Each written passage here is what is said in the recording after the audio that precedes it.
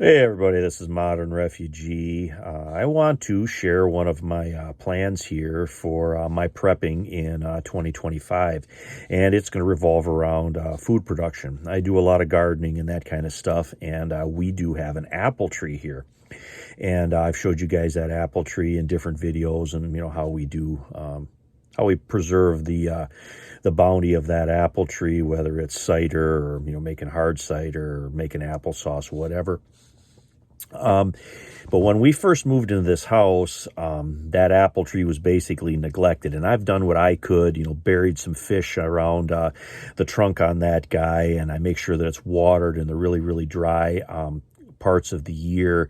And we've had a fair amount of success. When we first moved in here, that apple tree would only bear every other year. And now I'm getting to the point where I'm getting some type of yield off of that apple tree every year. We usually have a really good year and then a little bit smaller year and then back to a really good year again. But I want to try to help that apple tree around. So I actually went and talked to what's called an arborist. And what an arborist is they are a professional that tends trees.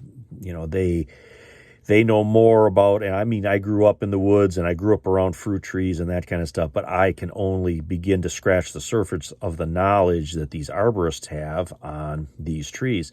So what I did was I talked to this particular gentleman and I had him come over and he looked at my tree, walked around it, and he made all kinds of suggestions to not only trim the tree back to take kind of the suckers off there, which you would normally do with a pruning, so it concentrates, the tree concentrates its energy on fruit, not just, growing extra limbs and stuff on there. But I also have a problem with this tree.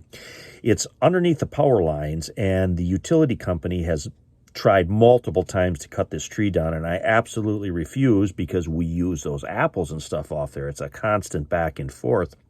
But then there's also apples that grow to the top of that tree that we can never get to. There's always a waste there because I don't have any equipment to get that high in the tree to harvest those apples. And typically those are the apples that are the best.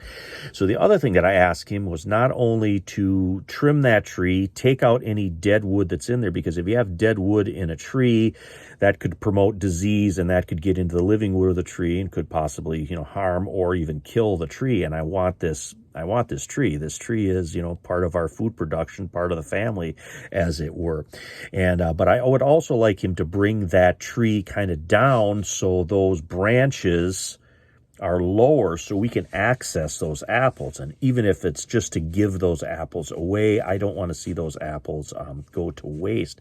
So he looked at it. He's going to write me an estimate, and hopefully he's going to come over here before spring and trim that tree down and get it to where it's going to be.